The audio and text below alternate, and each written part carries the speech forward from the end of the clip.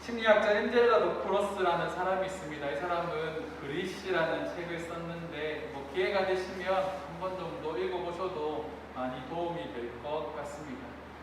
그녀는요, 태어날 때 그리고 자라는 과정에서 아버지한테 너는 재능이 없어, 너는 할 수 없어라는 그런 부정적인 말을 듣고 성장을 했습니다. 그래서 그녀 마음속에 그런 생각이 들었다고 합니다. 내가 아버지께서 나에게 재능 없다라고 말하고 너는 할 수 없다라고 말했는데 내가 그 모든 것들을 극복하는 모습을 아버지께 보여주겠다라는 목표를 가지고 정말 열심히 삶을 살아내기 시작했습니다. 여전히 남아있는 부정적인 아버지가 남겨둔 그 트라우마를 가지고 있지만 그녀는 그것들을 이겨내기 위해서 끊임없이 노력을 했다라는 거죠. 그래서 그녀는 자신과 같은 상황에 있는 사람들이 이런 문제들을 이겨낼 수 있는 방법들을 연구하기 시작을 했습니다. 무려 10년 동안 연구를 했습니다. 많은 사람들이 주변에서 또 그런 말을 합니다. 부정적인 말을 하는 거죠. 너 그런 연구 아무런 소용이 없어? 그런 쓸데없는 연구를 왜 해라고 주변 사람들이 참 많이 말했지만 그녀는요, 전 세계 20명밖에 수상하지 못했던 메가더 상이라는 것을 수상하게 되는데 이 메가더 상은 메가더 재단에서 전 세계에 있는 천재들에게, 사회에 큰 공헌을 한 천재들에게 주는 상이라고 합니다. 그래서 그 상을 받은 숫자가 20여 명밖에 되지 않는 아주 가치 있는 상이라는 거죠. 그녀는 이 그릿이라는 책에서 한 실험을 소개하는데 런닝머신 실험입니다. 하버드 학생들을 대상으로 실험을 하는데 130명의 학생에게 런닝머신 위에서 올라가서 5분 동안 전력 질주를 하라고 합니다. 여러분, 런닝머신에서 5분 동안 전력 질주 하실 수 있겠습니까? 제가 요즘에 열심히 운동을 하고 있는데 아침에 나 살 빠진 것 같나, 몸이 좀 좋아진 것 같나라고 이렇게 말했는데 별로 이렇게 호응을 안 해줘서 되게 실망스럽지만 저 하루에 2시간씩 운동 꼬박꼬박 하고 있거든요. 한번 꼭지에서 가끔씩 하루 이렇게 이탈하면서 먹기도 했는데 티가 안 나니까 참 마음이 아픈 것 같습니다. 런닝머신에서 5분 동안 뛴다, 숨이 이렇게 가빠오르고 막 죽을 것 같은 그 한계치를 경험하면서 런닝머신에서 어떻게든 5분을 뛰게 만들었습니다. 네, 이 실험이 마친 이후에 이 40년의 후에 이 하버드에서요, 이 실험에 참석했던 130명의 사람들을 추적하기 시작을 했습니다. 20대 때 이 실험에 참가했던 사람이 이제는 60대의 어른이 되었고 그들의 직업과 연봉과 삶의 만족도를 조사했습니다. 그리고 놀라운 결과를 발견하게 됩니다. 한계라고 느낄 때, 런닝머신이 달리다가 분명히 한계가 올 건데 한계라고 느낄 때 끈기를 가지고 한 발짝 더 내딛었던 사람들이 세상에서 성공을 했다라는 겁니다. 엔젤라 노크로스는 이것을 그릿이라고 말합니다. 이 그릿이 뭐냐면 열정을 가지고 끈기와 노력을 아끼지 않는 삶의 태도를 말합니다. 열정이 있는데 그 열정 안에 끈기와 노력도 함께 가는 거죠. 신앙도 동일합니다. 신앙생활에서도 우리에게 그릿이 필요한데 우리가 하나님을 알아가는 일에, 하나님을 닮아가는 일에 우리는 우리의 열정을 가지고 끈질기게 노력을 해야 한다는 거죠. 가장 기본적인 말씀과 기도, 이건 우리가 평생에 해야 되는 것들인데 우리는 여러 가지 상황과 환경들을 통해서 이 모든 것들을 포기할 때가 많이 있다라는 겁니다. 하지만 우리의 믿음은요, 하나님을 향한 그 열정과 끈기를 우리가 온전히 붙잡고 나아갈 때 성장하게 되어 있다는 겁니다. 오늘 말씀은 우리에게 믿음에 대해서 말을 합니다. 특별히 이 믿음이 성장하는 과정에서 우리에게 필요한 것들을 이야기하고 있는데 오늘 말씀을 통해서 함께 살펴보도록 하겠습니다. 첫 번째로 우리는 하나님의 것을 하나님께 온전히 드려야 합니다. 우리가 믿음이 성장하기 위해서 넘어야 하는 두 가지의 벽이 있는데 그 첫 번째가 바로 시간의 벽이고 두 번째가 물질의 벽입니다. 먼저 시간에 대해서 살펴봅시다. 에베소서 5장 16절 말씀인데 우리 함께 읽어볼까요? 시작. 세월이라고 번역된 이 단어를 다른 성경에서 한번 찾아보니까 시간을 아끼라라고 말을 하고 있습니다. 우리의 일상을 한번 되돌아보면 낭비되는 시간들이 참 많이 있다라는 거죠. 에베소서 5장 18절 말씀에 보면 우리가 낭비하는 시간에 그 중심에 뭐가 있냐면 두 가지를 말하고 있는데 술 취함과 방탕함이 있다라고 말하고 있습니다. 다시 말해 우리가 세상에서 누리는 쾌락에 대해서 말을 하고 있는 거죠.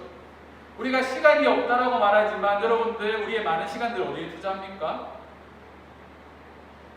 뭐 유튜브 보는데 뭐 인터넷에 뭐 기사 같은 거 찾아보는데 우리의 시간들이 많이 투자하지 않습니다.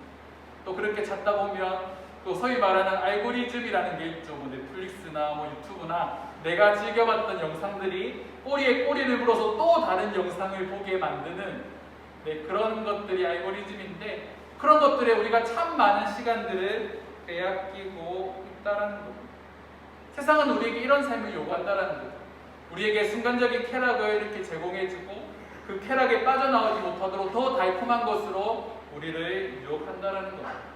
그렇게 할 때에 우리의 시간이 낭비되기 시작합니다. 한 가지 질문을 해볼게요. 여러분들 나의 시간의 주인은 누굽니까?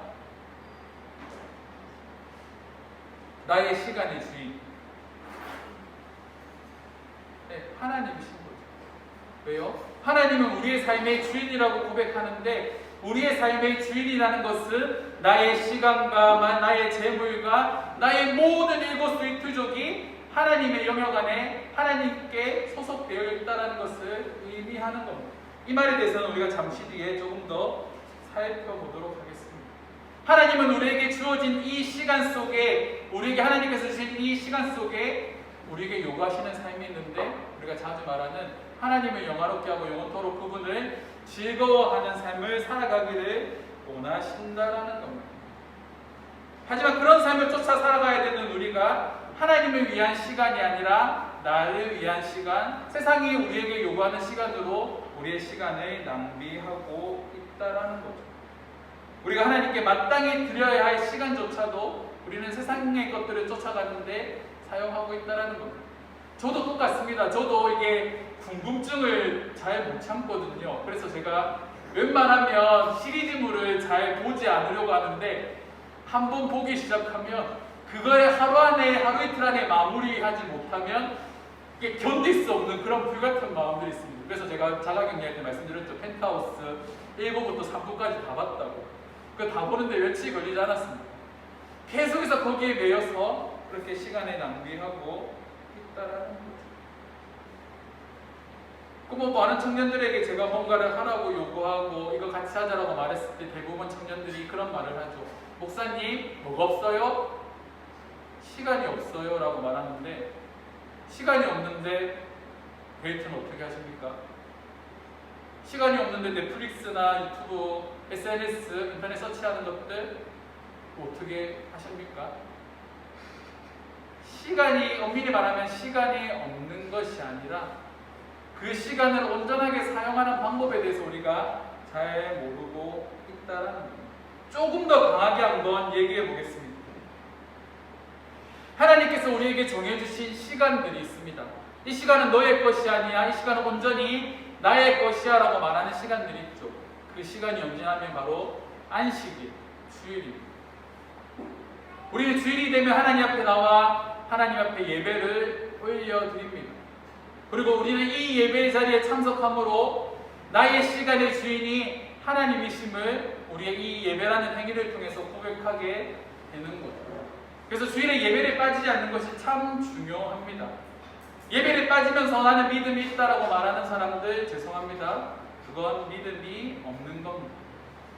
엄밀히 말해서 지금 코로나 상황이고 우리가 온라인 예배로 드릴 수밖에 없는 그런 부득이한 상황에 놓이게는 되었지만 우리가 정말 그 예배를 사모하는 마음으로 온라인 예배에 우리가 정확하게 참석을 하고 집에서 그 예배 시간대 정자세로 앉아서 온전히 예배를 드릴 수만 있다면 그 믿음은 정말 성숙한 믿음이 되겠죠.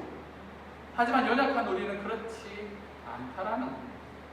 뭐 추리닝 입고 팬티 바람으로 서독 바람으로 예배드리는 사람들도 있을 거고 누워서 예배드리는 사람들도 있을 거고 우리의 마음을 온전히 하나님께 담아내지 못하는 우리의 모습들도 있을 거라는 거죠. 그래서 우리는 우리의 주일을 하나님 앞에 온전히 드려야 합니다. 그것이 세상 사람들이 우리의 모습을 보고 우리가 믿는 하나님에 대해서 고백하는 그런 증거가 되는 거죠. 그리고 두 번째로 우리는 재물을 하나님 앞에 온전히 드려야 됩니다. 누가복음 16장 13절 말씀 함께 읽어보겠습니다. 함께 읽겠습니다. 집 하인이 두 주인을 섬길 수 없나니 꼭 이를 미워하고 저를 사랑하거나 꼭 이를 중히 여기고 저를 경히 여길 것임이니라. 너희는 하나님과 재물을 겸하여 섬길 수 없느니라. 아멘. 예수님께서 뭐를 말씀하십니까? 두 주인이 있다. 주인이라는 말은 영향력을 행사하는 존재라는 겁니다. 근데 그 두 주인이 누굽니까? 첫째가 하나님이고 둘째가 재물이라는 겁니다. 성경에서 하나님과 비교되는 유일한 대상이 바로 재물입니다.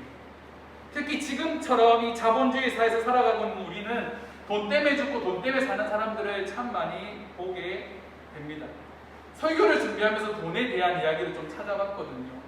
그리고 흥미로운 이야기를 하나 찾았습니다. 제목이 뭐냐면 돈은 신이다라는 글입니다. 인도에서는 돈을 신으로 섬기고 있기 때문에 돈을 잘못해서 땅에 떨어뜨리면 주워서 이마를 땅에 대고 그 돈 앞에 절을 한다고 합니다. 또한 돈은 신이기 때문에 함부로 취급해서는 안 되며 또한 함부로 써도 안 된다라고 말을 합니다. 돈은 뭡니까? 도구입니다. 예전에는 물건을 이렇게 통용하면서 서로 교환하면서 그렇게 하던 것들이 번거로워지기 시작하고 물건이 상하기도 하니까 그게 조금씩 한 패로 바뀌기 시작하면서 그 어떤 한 물건을 사는데 그 종이로 만든 화폐로 대가를 지불하면 그것을 교환해주는 용도로 돈은 처음에 도구로 만들어졌는데 어느 순간부터 이 돈이 우리 사회를 지배하는 도구가 되었다라는 거죠. 오늘 우리가 아까 방금 읽었던 누가복음 16장 13절 말씀에 보면 섬기다라는 단어가 있습니다. 집 하인이 두 주인을 섬길 수 없다라고 말할 때 이 섬기다라는 단어의 뜻을 찾아보니까 종의 의무를 다하다, 노예가 되다라는 뜻입니다. 다시 말해서 우리가 하나님을 섬기는 종의 신분이 될 수도 있고 또 하나님의 노예가 되는 삶을 살아갈 수도 있지만 반대로 우리가 재물을 섬기는 삶이 되고 재물의 노예가 되는 삶을 우리가 살아갈 수도 있다라는 겁니다. 그래서 우리는요 이 재물을 우리가 세상을 살아가는데 필요한 도구로 사용할 수 있는 그런 능력이, 그런 마음이 우리 가운데 필요하다라는 거죠. 고신원법 교회정치 25조 교인의 의무에 보면 다음과 같은 기록이 있습니다. 교인은 공예배, 주일예배, 오후예배, 저녁예배와 수요 기도에 참여, 헌금, 의무 헌금인 11조와 주일헌금 및 성의헌금, 전도, 영혼 구원을 위하여 공헌신하는 것, 봉사, 교회 내외의 활동을 위한 섬김을 온전히 복종할 의무를 가진다라고 이렇게 명시되어 있습니다. 왜 이것을 방법으로 명시했을까요? 성도가 하나님께 마땅히 드려야 할 것이 있다라는 거죠. 성도가 하나님께 마땅히 드려야 될 시간과 하나님께 마땅히 드려야 되는 이 재물이 분명히 우리 가운데 존재한다는 겁니다. 그것들을 통하여서 우리의 믿음이 고백되어지기 때문이죠. 그래서 우리가 드리는 이 재물과 우리의 시간은요 물리적 가치를 넘어서 우리의 신앙 고백이 담긴다라는 겁니다. 지금처럼 자본주의, 돈이 최고의 가치가 되는 세상에서 우리가 하나님 앞에 온전한 재물을 하나님께 드리는 것으로 우리가 따라가고 있는 이 재물보다 더 귀하신 분이 하나님이심을 믿음으로 고백하게 되는 거죠. 시간과 재물에 대한 이야기를 이렇게 많이 설명한 이유는 오늘 말씀에서 바울이 그것에 대해서 말을 하고 있기 때문입니다. 우리 빌립보서 4장 10절 위의 말씀에 보면 바울은 재물에 대해서 여러 번 강조를 합니다. 헌금에 대해서도 강조를 하는데 그 이유에 대해서 우리가 먼저 한번 살펴봅시다. 10절 말씀입니다. 우리 10절 함께 읽겠습니다. 내가 주 안에서 크게 기뻐함은 너희가 나를 생각하던 것이 이제 다시 싹이 남이니 너희가 또한 이를 위하여 생각은 하였으나 기회가 없었느니라. 아멘. 바울이 빌립보 교회를 향해서 크게 기뻐한다라고 말하는데 그 이유가 뭐냐면 너희가 나를 생각하는 것이 이제 다시 싹이 났다라고 말을 합니다. 아마 빌립보 교회는요, 바울을 위해서 성경금을 지속적으로 제공하는 교회였을 겁니다. 근데 어떤 사정이 있는지는 모르겠지만 이 헌금이 잠시 중단이 되었고 일정 시간이 지나서 그들 마음 가운데 다시 바울을 위해서 이 선교 헌금을 보내야 되겠다라는 그런 마음이 싹 트기 시작했다라는 겁니다. 바울이 그 사실을 듣고 기뻐한다라는 거죠. 아마 바울이 이 서신을 쓰고 있을 때는 뒤에 다음 주에 살펴본 말씀에서 보면 우리가 알 수 있지만 빌립보 교회 성도들이 에바브로디도라는 사람을 통해서 바울에게 선교 헌금을 전달했을 때였을 겁니다. 근데 생각해 봅시다. 지금 우리가 살아가고 있는 시대와 그 시대는 엄밀히 다릅니다. 지금은 우리가 핸드폰 하나로 전화 한 통으로 계좌이체 온라인 송금을 할 수 있는 상황이지만 그 당시 사람들은요, 그들이 이 헌금을 모아서 때로는 수백 킬로, 때로는 수천 킬로를 가지고 그 헌금을 꽁꽁 싸매서 그걸 가지고 가야 되는 거예요. 그런데 지금처럼 치안이 좋은 것도 아니고 길에 가다가 도적들을 만날 수도 있고 강도들을 만날 수 있는 그런 위험에 놓여있기 때문에 이 돈을 전달받았던 사람이 이 돈을 그 사람에게 돈을 전달해야 되는 사람에게 전달하기 위해서 얼마나 많은 수고와 헌신과 마음의 고생들을 해야 할까요? 왜? 이 헌금에는 성도들의 귀한 마음이 담겨 있는데 이걸 허투루 낭비할 수 없다라는 겁니다.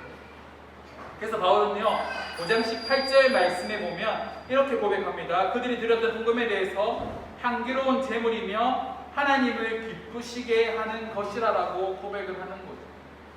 여러분들이 드리는 헌금도 마찬가지입니다. 여러분들이 드리는 그 헌금은요, 하나님 앞에 드려지는 향기로운 제물일 뿐만이 아니라 하나님을 기쁘시게 하는 도구로 사용되어 신다라는 거죠. 우리가 진짜 힘들게 노동해서 돈을 벌었는데 그것을 하나님께 드린다? 사실 이건 쉬운 결단이 아닙니다. 저도 성도들의 삶을 조금 더 많이 체험해보기 위해서 하나님께서 그런 환경들을 제공해 주셨는지 모르겠지만 예전에 타이어 공장에서 하루에 수백 개 되는 그 타이어들을 옮기면서 그렇게 한 달에 150만 원, 180만 원 정도 이렇게 되는 월급을 받아서 이렇게 학비도 보태기도 하고 생활을 했었는데 문득 그런 생각이 들더라고요. 내가 이렇게 힘들게 벌었던 돈을 내가 이렇게 헌금하는 그 부분에 대해서 참 결단하기 힘들었습니다. 왜냐하면 제가 대학교 1학년 때 한 달 일주일 생활비가 2만 원이었거든요. 토요일에 아르바이트를 해서 2만 원 일당을 받으면 그거를 일주일을 이렇게 살았던 그런 시기도 있습니다. 그러니까 그런 모습에서 이 돈이 나에게 정말 가치 있고 귀중한 것이라는 걸 아는데 이것을 하나님 앞에 드린다? 이건 절대로 쉬운 결단이 아닙니다. 그럼에도 불구하고 우리가 신앙생활을 하면서 여러분들이 믿음이 자라면서 깨닫게 되는 진리가 있을 겁니다. 우리가 하나님의 것을 하나님께 온전히 드릴 때 하나님은 생각지도 않은 방법으로 나의 필요를 채워주신다라는 겁니다. 빌립보 교회 성도들이 바울에게 보냈던 이 선교 헌금은요, 바울이 선교 사역을 하는데 귀하게 사용되어졌을 겁니다. 저도 마찬가지입니다. 여러분들이 귀하게 헌금해 주신 또한 이렇게 선물해 주신 귀한 간식들을 가지고 아이들을 만나서 나가고 그 아이들에게 전도를 할 겁니다. 제가 전도를 나갈 수 있는 아이들에게 간식을 나눠줄 수 있는 이유는 그 간식에 여러분들의 마음이 함께 담겨있기 때문입니다. 또한 그 일들을 통하여서 우리가 지금까지 우리를 인도하신 하나님의 역사들을 우리가 봐왔기 때문에 우리는 그 자리로 계속해서 나아가야 한다는 거죠. 여러분들의 손길이 닿은 곳에 수많은 기적들이 일어났듯이 여러분들이 드리는 그 시간과 이 헌금을 통하여서 저는 하나님의 놀라운 기적들이 나타날 거라 생각을 합니다. 그것이 바로 우리가 살펴볼 두 번째 내용과 연결이 됩니다. 우리는 두 번째로 하나님 안에서 만족하는 삶을 살아야 됩니다. 우리 11절 12절 말씀 함께 읽어보겠습니다. 시작. 내가 궁핍함으로 말하는 것이 아니니라. 어떠한 형편에서든지 나는 자족하기를 배웠노니 나는 비천에 처할 줄도 알고 풍부에 처할 줄도 알아. 모든 이 곧 배부름과 배고픔과 풍부와 궁핍에도 처할 줄 아는 일체의 비결을 배웠노라. 자, 바울은 어떠한 형편에서도 자족할 수 있는 자세를 배웠다라고 말을 하고 있습니다. 이 자족이라는 단어를 좀 찾아봤습니다.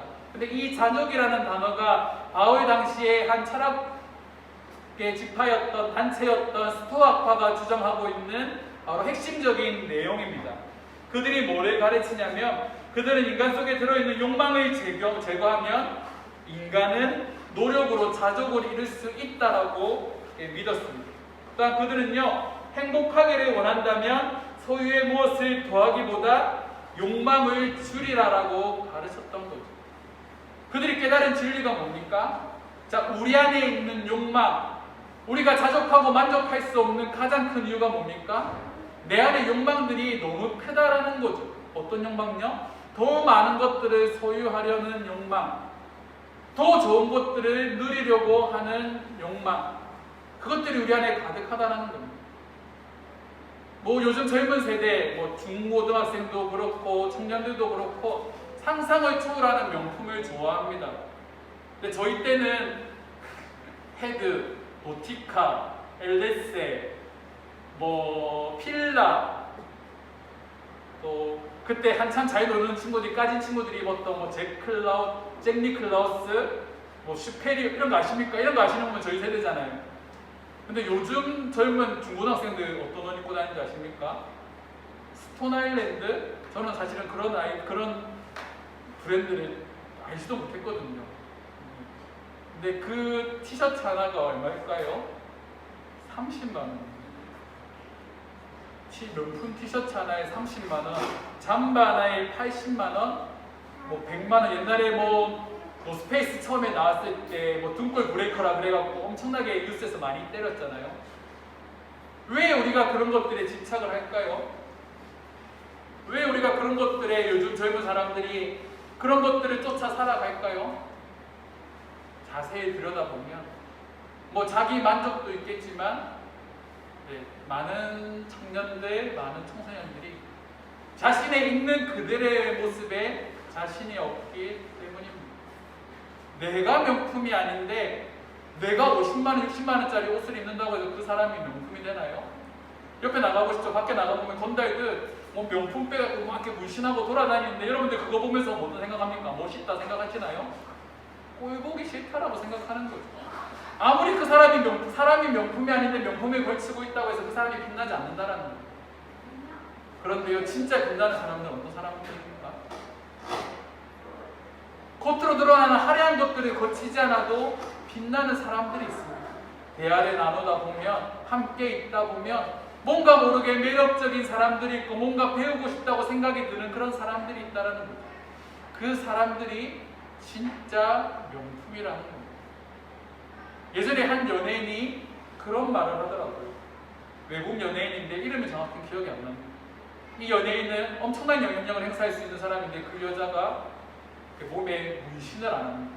연예인들 문신 많이 하잖아요. 그리고 젊은이도 그거 보고 많이 따라하는데 그 여자가 했던 말이 뭐냐면 내가 명품인데 명품인 내 몸에 왜 내가 쓸데없이 그림을 문신을 새겨야 합니까? 라고 말하는 거예요. 자신 자체가 하나의 명품이라는 겁니다. 저도 마찬가지입니다. 저도 뭐 그렇게 좋은 것들 잘 걸치고 다니지 않습니다. 5,000원짜리거든요. 5,000원, 뭐 만원, 2만원짜리, 뭐 제가 좋은 거 사는 거는 신발, 뭐 이런 거, 신발 되게 좋아하기 때문에 신발만 좋은 거 사는데, 신발에 뭐 좋은 거 산다고 해도 뭐 6만원, 7만원 아울렛 가서 다 이렇게 삽니다. 그 예상의 것들을 잘 누리려고 하지 않는 거죠. 다만, 핸드폰, 아이폰 쓰고요. 아이패드, 씁니다. 노트북, 맥북이고요. 데스크탑, 아이맥 쓰고 있습니다. 하지만 그렇게 비싼 고가의 컴퓨터 쓰지 않고 저도 열심히 12개월 무이자 할부 갚으면서 열심히 돈 모아서 그것들을 사는데 그런 것들로 우리의 가치를 평가하지 않는다라는 거죠. 자조금 한마디로 말하면 만족입니다. 우리가 왜 더 합니까? 그거를 통해서 뭔가 만족을 얻으려고 하는데 문제는 만족이 되지 않는다라는 거죠.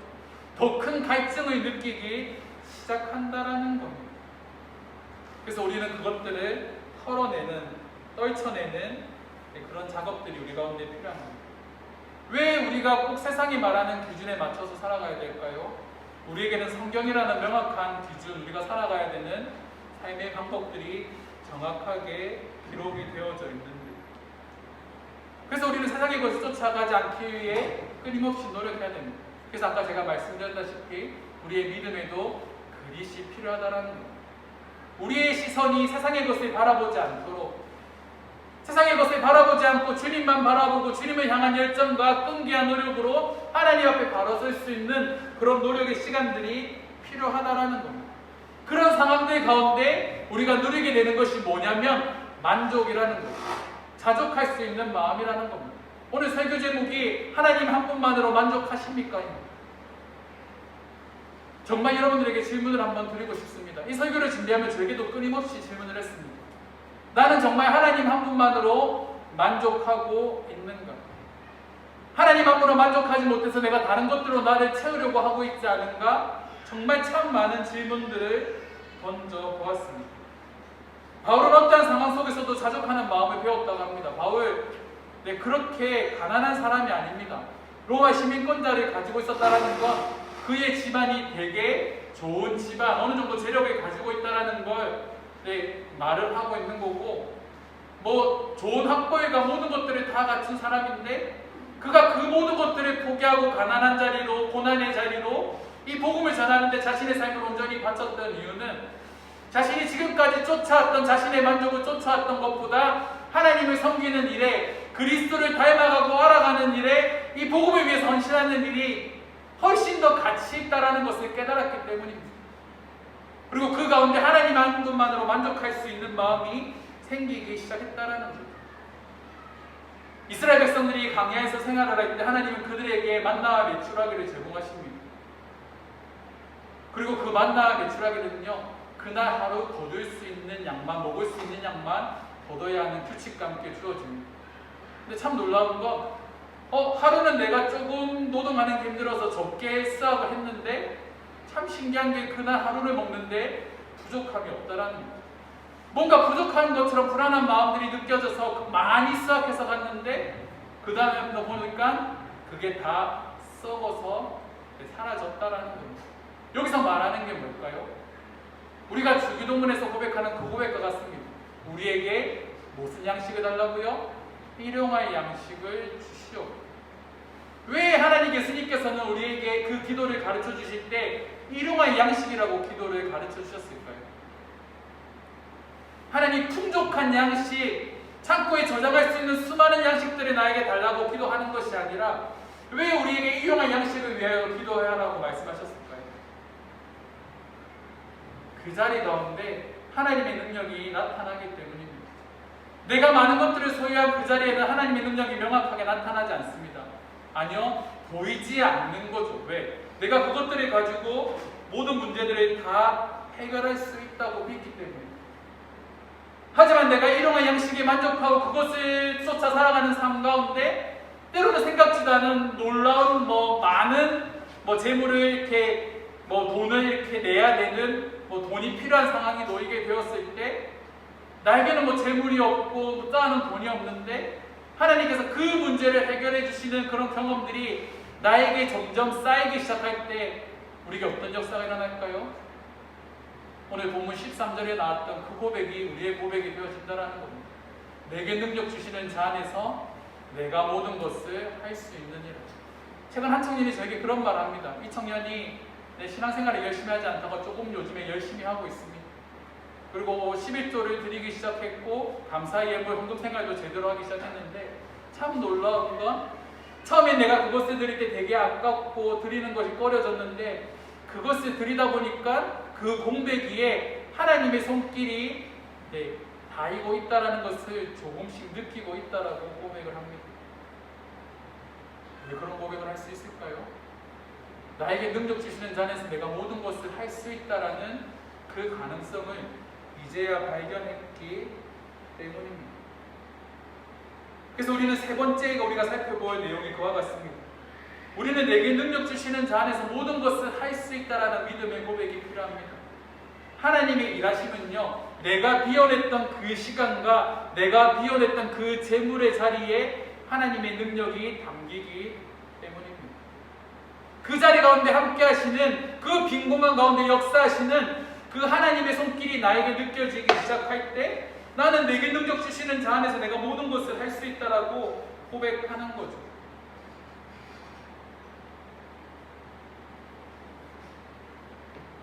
제가 저희 부모님을 통해서 경험해왔던, 눈으로 보았던 그런 삶, 제가 거리로 나가서 아이들을 만나고 그리고 위기청소년 아이들을 만나면서 때로는 수백만 원, 지금까지 쌓아왔던 돈, 전 정확하게 얼마 썼는지도 모르겠습니다.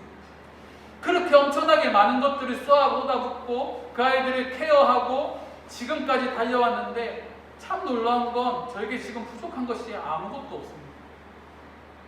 저희 부모님도 그런 고백을 하셨고 저 또한 그런 믿음의 고백을 하면서 지금도 살아가고 있다라는 것.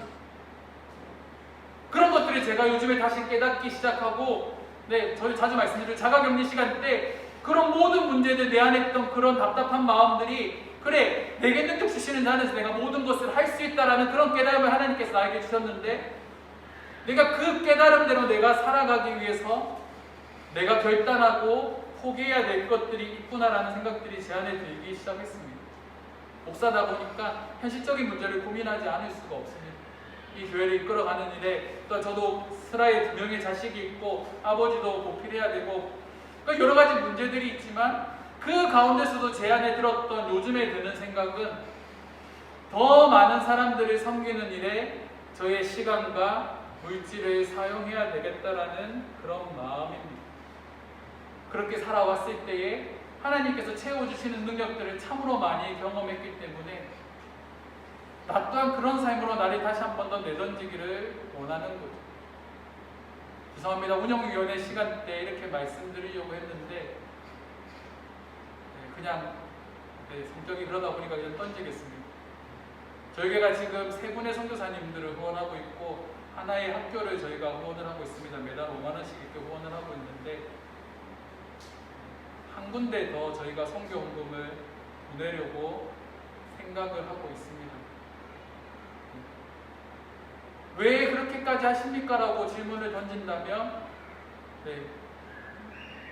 제가 하고 싶은 말들은 있지만 그렇게 해야 우리 교회 안에 나타나시는 하나님의 능력이 명확하기 때문입니다. 내가 없다고 해서 내가 나의 것들을 아둥바둥 잡으려고 하는 것보다 이제는 조금 더 우리 교회가 걸어가야 되는, 이 시대의 교회가 걸어가야 되는 진짜 길, 하나님께서 우리와 함께 하신다라는, 내게 능력 주시는 자 안에서 내가 모든 것을 할 수 있다라는 그 믿음의 길로 우리가 이제는 다시 한 번 더 나아가야 될 때인 거죠. 우리가 해왔던 그런 일들이 그런 거 아닙니까? 우리 캄보디아에 나무 심은 거, 그리고 캄보디아에서 많은 성경들을 보내고 소도 사주고 했던 거, 우리는 그 과정들을 통해서 수많은 기적들을 경험을 했습니다. 마음과 마음이 이어질 때 사람들의 마음이 감동되기 시작하고, 어떤 분들은 100만 원씩 헌금하고, 어떤 분들은 적게는 1,000원, 많게는 100만 원, 200만 원 이렇게 헌금하는 분들이 참 많이 생겼다라는 거예요. 근데 제가 그분들을 유심히 살펴봤을 때 그분들은 절대로 넉넉한 분들이 아닙니다. 자신의 한계를 극복하는 거죠. 그런 마음의 감동이 왔을 때 그런 상황들을 내가 극복하고 내가 믿음으로 드리는 그 자리 가운데 또 다른 것으로 채워주시는 하나님의 능력을 경험했다라는 겁니다. 그런 자들에게 주어지는 고백이 내게 능력 주시는 자 안에서 내가 모든 것을 할 수 있다라는 겁니다. 하나님 우리 아버지가 되시고 하나님은 가장 좋은 곳으로 우리를 채워주시는 분이십니다. 그런 하나님께서 우리의 아버지가 되시는데 우리가 무엇을 두려워하고 무엇을 염려해야 되겠습니까? 염려에 사로잡혀서 아무것도 하지 못하는 그런 인생이 아니라 그 염려한 가운데서도 내게 능력 주시는 자 안에서 모든 것을 할 수 있다라는 믿음의 고백을 하는 사람이 되기를 원합니다. 환경에 굴복하지 마시고 그 너머에 계시는 하나님을 우리가 발견합시다. 그리고 그 자리 가운데 역사하시는 하나님을 우리가 신뢰하기를 원합니다. 그래서 오늘 바울이 말하고 있는 빌립보서 4장 13절 말씀에 바울이 그런 고백을 하는 거죠. 다시 한번 읽어볼까요? 시작. 내게 능력 주시는 자 안에서 내가 모든 것을 할 수 있느니라. 자, 내가 모든 것들을 할 수 있다라는 이 고백이 주가 아닙니다. 주된 고백이 뭡니까? 내게 능력 주시는 자 안에서라는 고백인 거죠. 내게 능력 주시는 자가 있기 때문에 내가 모든 것을 할 수 있다라는 거예요. 우리가 그 하나님을 조금 더 신뢰했으면 좋겠습니다. 말씀을 정리하겠습니다. 그래서 우리에게 믿음의 결단이 필요한 겁니다. 제가 왜 여러분들에게 성경을 하루에 3장씩 읽으라고 했는지 여러분들 곰곰이 한번 생각해 보십시오. 제가 왜 이제 함께 금요 기도에 기도를 하고 수요 예배 때 함께 참석해서 함께 공부를 하자고 말을 하는지 여러분들 그 이유를 생각해 보십시오. 한 가지 확실한 건 그 시간들을 통하여서 여러분들의 믿음이 자라가고 있다는 겁니다. 시대적으로 자라가고 있는 사람도 있고 점점 변하고 있는 사람들도 있다라는 거죠. 네, 힘들죠. 힘듭니다. 네, 늦은 시간 공부하는 거 피곤하죠. 하지만 그 시간들을 통하여서 여러분들의 믿음이 성장할 수 있다는 겁니다. 그 힘듦을 조금만 극복하면 됩니다. 그립, 열정을 가지고 끈기와 노력을 한다. 그 믿음의 그릿이 여러분들을 정말 놀라운 믿음의 사람으로 만들어갈 줄 믿습니다. 우리 마지막으로 함께 이 고백합시다. 한번 저를 따라할까요? 내게 능력 주시는 자 안에서 내가 모든 것을 할 수 있다. 우리 한 번 더 고백합시다. 내게 능력 주시는 자 안에서 내가 모든 것을 할 수 있다. 네, 그 고백이 저와 여러분들의 고백이 되기를 원합니다.